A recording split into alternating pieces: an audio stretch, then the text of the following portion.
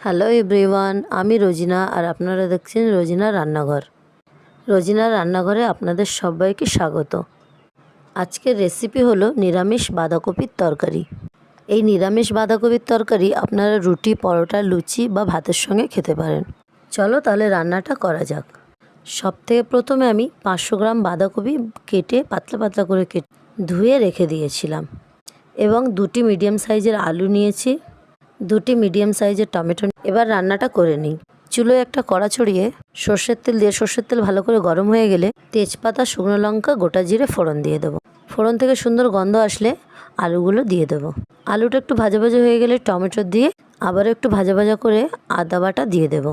আদা দিয়ে ভালো করে কষে লঙ্কার গুঁড়ো, হলুদ গুঁড়ো, জিরের গুঁড়ো, ধনের গুঁড়ো অ্যাড করে দেবো। গুঁড়ো মশলাগুলো দিয়ে আবারও ভালো করে কষিয়ে নেব।